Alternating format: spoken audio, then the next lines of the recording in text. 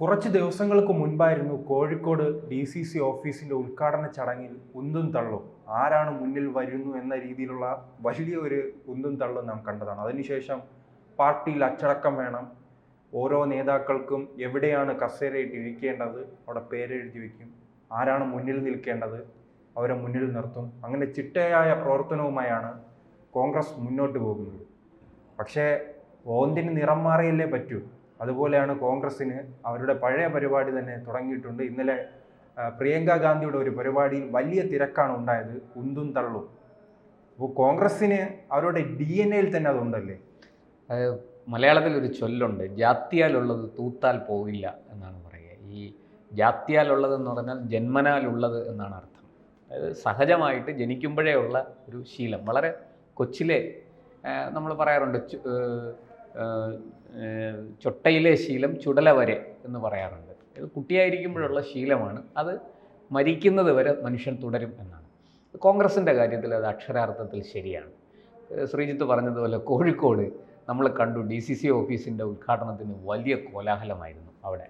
അതായത് നേതാക്കളുടെ ഇടിയായിരുന്നു മുമ്പിൽ വരാനും ഈ ചിത്രത്തിൽ വരാനും വേണ്ടിയിട്ട് ഉദ്ഘാടകനായ വ്യക്തിയെപ്പോലും, എന്തിനു പറയുന്നു, പ്രതിപക്ഷ നേതാവ് VD സതീശൻ പോലും ഞെങ്ങി ഞെരുങ്ങി നേതാക്കളുടെ ഇടയിലൂടെ മുന്നിലേക്ക് വരുന്ന കാഴ്ച. രമേശ് ചെന്നിത്തല, അതുപോലെ സിദ്ദിഖ് ഒക്കെ അങ്ങനെ വലിയ തോതിൽ പ്രയാസപ്പെട്ട് ഫ്രണ്ടിലേക്ക് വരുന്ന ഒരു നേതാവ് പോലും ഒന്നും മാറിക്കൊടുക്കുന്നില്ല. ഞാൻ ഒരു രണ്ടാം നിരയിലുള്ള ആളാണ്, അല്ലെങ്കിൽ ഞാനൊരു ജില്ലാ നേതാവാണ്, സംസ്ഥാന നേതാക്കൾ മുന്നിൽ നിൽക്കട്ടെ എന്നല്ല അവർ കരുതുന്നത്. ഞാൻ മുന്നിൽ നിൽക്കും, വേണമെങ്കിൽ നീയൊക്കെ മാറിക്കൊടുക്കും. കോൺഗ്രസിന് പണ്ടേ അങ്ങനെ ഒരു അവർക്ക്, കാരണം ഈ ഇടിച്ചു കയറാൻ കഴിവുള്ള ആളാണ് അവിടെ നേതാവ് അല്ലേ, ഇടിച്ചു കയറിക്കോണം. അതെ, ഇടിച്ച് കിട്ടുന്ന അവസരം, ആ ചെറിയൊരു പഴുത് കിട്ടിയാൽ അതിൽ കൂടെ നുഴഞ്ഞു കയറിക്കോണം. ആ ദൃശ്യത്തിൽ തന്നെ ഉണ്ട്. സിദ്ദിഖ് പലതവണ ശ്രമിച്ചിട്ടുണ്ട്, പക്ഷെ നടക്കുന്നില്ല. കാരണം സിദ്ദിഖിന് അത്ര ആരോഗ്യമില്ല. അപ്പുറത്ത് മുമ്പിൽ നിൽക്കുന്ന ആൾക്കാർ അബുവും മറ്റുമൊക്കെ നല്ല നല്ല കരുത്തന്മാരാണ്. അതിൽ വിജയിച്ച അബുവാണെന്ന് തോന്നുന്നു. അബുവിന് ആരൊക്കെ, അതെ അബുവിന് നല്ല ഒത്ത പൊക്കവും നല്ല വണ്ണവും നല്ല ആരോഗ്യമുള്ള ഒരാളാണ്. അതുകൊണ്ട് തന്നെ അബുവിനെ സംബന്ധിച്ച് ആര് വന്നിടിച്ചാലും വൻ കോട്ട പോലെ ഇങ്ങനെ അബു പിടിച്ചു നിൽക്കും അവിടെ.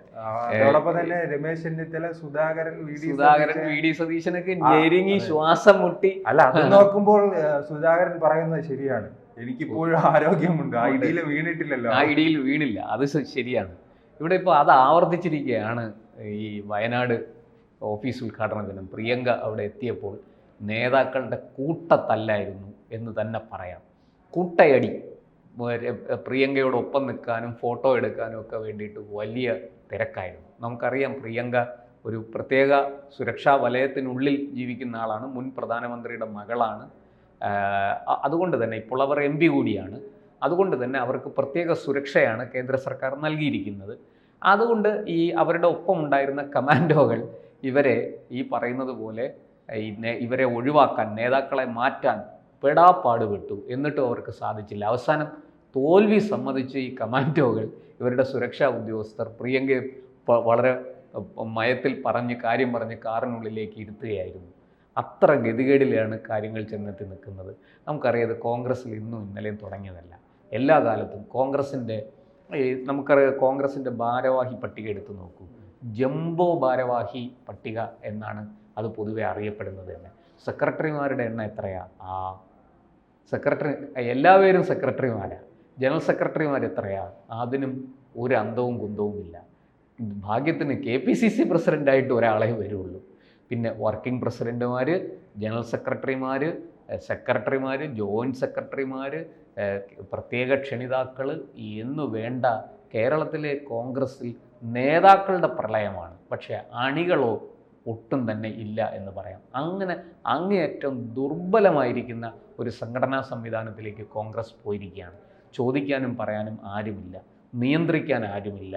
വാളെടുത്തവനെല്ലാം വെളിച്ചപ്പാട്, വായിക്ക് തോന്നിയത് കോതയ്ക്ക് പാട്ട് എന്ന് പറയുന്ന മട്ടിൽ നേതാക്കളുടെ ഒരു കളിയാണ് കോൺഗ്രസിനുള്ളിൽ.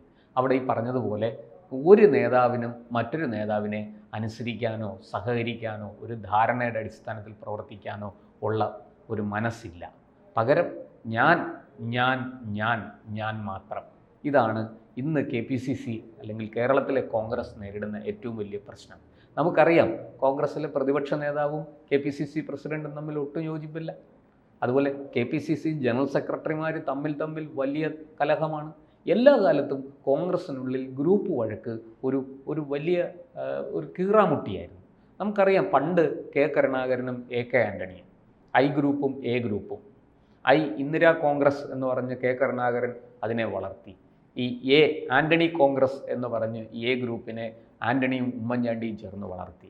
അന്ന് ഒരുപാട് നേതാക്കൾ അങ്ങോട്ടും ഇങ്ങോട്ടും മാറുന്നതൊക്കെ സ്വാഭാവികമാണ്. നമുക്കറിയാം ഒരു കാലത്ത് A ഗ്രൂപ്പിലായിരുന്ന പല നേതാക്കളും വയലാർ രവിയെ പോലെയുള്ളവർ AK ആൻ്റണിയുടെയും മറ്റുമൊക്കെ സതീർത്ഥ്യരായിരുന്ന, ഒരുമിച്ച് രാഷ്ട്രീയ പ്രവർത്തനം തുടങ്ങിയ ആളാണ് വയലാർ രവി.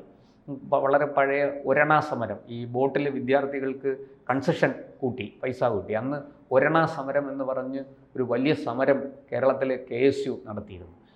ആ സമരത്തിൻ്റെ ഉൽപ്പന്നമാണ് വയലാർ രവി എന്ന നേതാവ്. ആലപ്പുഴയിലെമ്പാടും അദ്ദേഹം ഓടി നടന്ന് പ്രസംഗിച്ചു. ഇന്നിപ്പോൾ നമ്മൾ രാഹുൽ മാങ്കൂട്ടത്തിനെയൊക്കെ കാണുന്നത് പോലെ അന്നത്തെ ഒരു ചരിത്രം, ഈ KSUവിൻ്റെ ചരിത്രം വയലാർ രവിയുടേത് കൂടിയാണ്. വയലാർ രവിയുടെ ചരിത്രം KSUവിൻ്റെ ചരിത്രം കൂടിയാണ് ആ കാലത്തെ.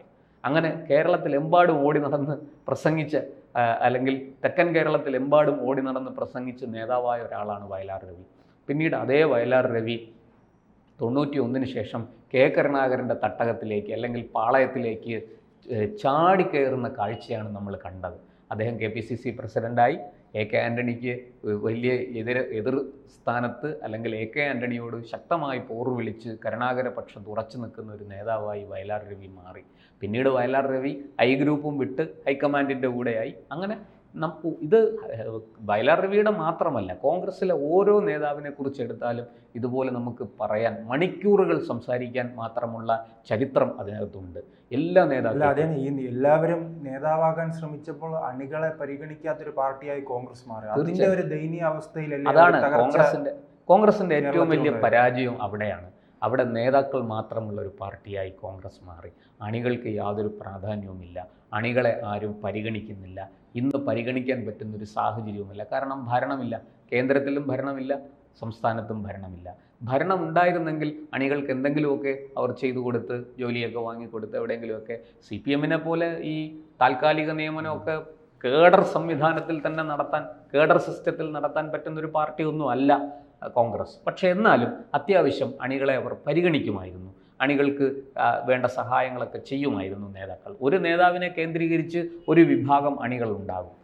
അതുപോലെ തന്നെ മറ്റൊരു നേതാവിനെ കേന്ദ്രീകരിച്ചും മറ്റൊരു വിഭാഗം അണികളുണ്ടാകും. അത് ജാതി, മത, ഉപജാതിയുടെയൊക്കെ അടിസ്ഥാനത്തിൽ അങ്ങനെയൊക്കെ തുടർന്ന് പോകുമായിരുന്നു കോൺഗ്രസ്. പക്ഷേ കഴിഞ്ഞ 10-12 വർഷമായിട്ട് അവർ അധികാരത്തിലില്ല. അവർ കേന്ദ്രത്തിലും അധികാരത്തിലില്ല, സംസ്ഥാനത്തും അധികാരത്തിലില്ല. അതിൻ്റെ വലിയ തിരിച്ചടി കോൺഗ്രസ്സിനുണ്ട്. വലിയ തോതിൽ അണികളുടെ കൊഴിഞ്ഞുപോക്ക് കോൺഗ്രസ്സിൽ സംഭവിച്ചിട്ടുണ്ട്. വലിയ രീതിയിൽ അണികൾ BJP-യിലേക്കും CPM-ലേക്കും പോയിക്കൊണ്ടിരിക്കുന്നു. എന്നാൽ നേതാക്കളാകട്ടെ ഇപ്പോഴും കോൺഗ്രസ്സിനെ രക്ഷിക്കാനുള്ള, കോൺഗ്രസിൻ്റെ സംഘടനാ സംവിധാനത്തെ ഉപയോഗപ്പെടുത്തി കോൺഗ്രസ് എന്ന പാർട്ടിയെ തിരിച്ചു കൊണ്ടുവരാൻ പറ്റുന്ന ഒരു പ്രവർത്തനവും നേതാക്കൾ നടത്തുന്നില്ല. പകരം ഞാൻ മുമ്പേ, ഞാൻ മാത്രം മുമ്പേ എന്നൊരു പ്രവർത്തന ശൈലിയിലാണ് നേതാക്കൾ പോകുന്നത്. അത് ഇന്നിപ്പോൾ നമ്മുടെ കഴിഞ്ഞ ദിവസം K മുരളീധരൻ വളരെ വ്യക്തമായിട്ടൊരു കാര്യം പറഞ്ഞു. KPCC പ്രസിഡൻ്റായിട്ട് പരിഗണിക്കുന്ന ആളിൻ്റെ ഫോട്ടോ കണ്ടാലെങ്കിലും കോൺഗ്രസ് അണികളും കേരളത്തിലെ ജനങ്ങളും തിരിച്ചറിയണം ഇതാരാണെന്ന്. ദയവ് ചെയ്ത് അങ്ങനെ ഒരാളിനെ മാത്രമേ കോൺഗ്രസ് പ്രസിഡന്റ് സ്ഥാനത്തേക്ക് കൊണ്ടുവരാവൂ എന്ന് അദ്ദേഹം ഒരു അപേക്ഷ ഹൈക്കമാൻഡിൻ്റെ മുന്നിൽ വെക്കുന്ന കാഴ്ചയും നമ്മൾ കണ്ടു. ഇതാണ് ഇന്നത്തെ കേരളത്തിലെ കോൺഗ്രസിൻ്റെ നേർചിത്രം. ഇതാണ്. അതുകൊണ്ട് തന്നെ കേരളത്തിലെ കോൺഗ്രസ് വലിയ തിരിച്ചടി നേരിട്ടുകൊണ്ടിരിക്കുകയാണ്. ലോക്സഭാ തെരഞ്ഞെടുപ്പിലുണ്ടായ മുന്നേറ്റം അവർക്ക് നിയമസഭാ തെരഞ്ഞെടുപ്പിൽ കാഴ്ചവെക്കാൻ സാധിക്കില്ല എന്നൊരു വിലയിരുത്തൽ പൊതുവെ ഉയർന്നിട്ടുണ്ട്. രാഷ്ട്രീയ നിരീക്ഷകരും അത് ശരിവെക്കുന്നുണ്ട്. ഇനിയെങ്കിലും കോൺഗ്രസിൻ്റെ നേതാക്കൾക്കൊന്ന് നേരം വെളുത്തെങ്കിൽ എന്നാണ് ബാക്കി വരുന്ന വളരെ ചെറിയൊരു വിഭാഗം അണികളുടെ പ്രാർത്ഥന. ആ പ്രാർത്ഥനയ്ക്ക് ഫലമുണ്ടാകുമോ ഇല്ലയോ എന്ന് നമുക്ക് വരാൻ പോകുന്ന തദ്ദേശ സ്ഥാപനങ്ങളിലേക്കും നിയമസഭയിലേക്കുമുള്ള തെരഞ്ഞെടുപ്പ് കഴിഞ്ഞാൽ മനസ്സിലാകും. കൂടുതൽ വാർത്തകളും വിശേഷങ്ങളും നിങ്ങളിലേക്ക് എത്താൻ ABC മലയാളം സബ്സ്ക്രൈബ് ചെയ്യുക, ബെൽ ബട്ടണും അമർത്തുക.